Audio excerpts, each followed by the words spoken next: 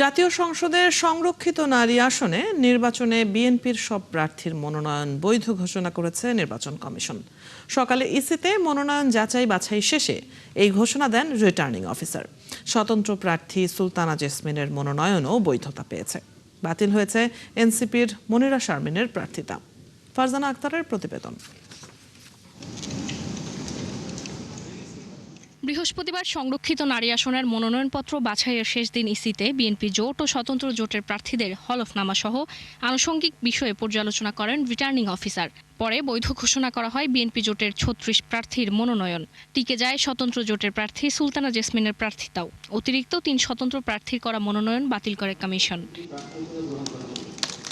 এ সময় বিএনপি জোটের প্রার্থীরা তাদের পরিকল্পনা তুলে ধরেন। দেশ ও মানুষের কল্যাণে কাজ করার অঙ্গীকার তাদের।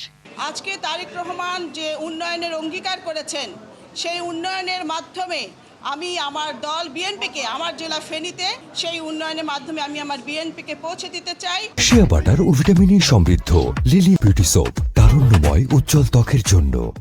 এখানে যারা এসেছে তারা সকলেই অভিজ্ঞ এবং তারা সকলেই দীর্ঘ সংগ্রামের আন্দোলনে তারা সংগ্রাম করেছে।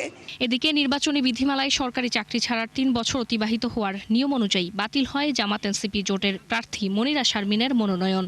আরপিওর 1972 এর 12 চ অনুযায়ী কোনো পাবলিক স্ট্যাটিউটরি অথরিটিতে কর্মরত থাকলে সেখান থেকে চাকরি থেকে অব্যাহতি নিলে বা অবসর গ্রহণ করলে 3 বছর অতিক্রান্ত হতে হয়।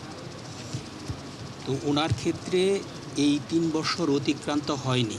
তবে 10ম গ্রেডের চাকরিকে কেন্দ্র করে নেওয়া কমিশনের সিদ্ধান্তকে প্রত্যাখ্যান করেন মনিরা শারমিন। এর বিরুদ্ধে আপিলের কথা জানান তিনি। আপিল করব এবং এটার একটা শুনানির একটা সুযোগ আমি চাই, কারণ আমি চাই এখানে ইনারা তো আসলে কাগজপত্র জমা নিয়েছেন, কিন্তু আমি তো আমার কথাটা বলতে পারিনি। এ নিয়ে সংসদের সংরক্ষিত 50টি নারী আসনের মধ্যে 49টিতে প্রার্থী মনোনয়ন বৈধ ঘোষণা করা হলো।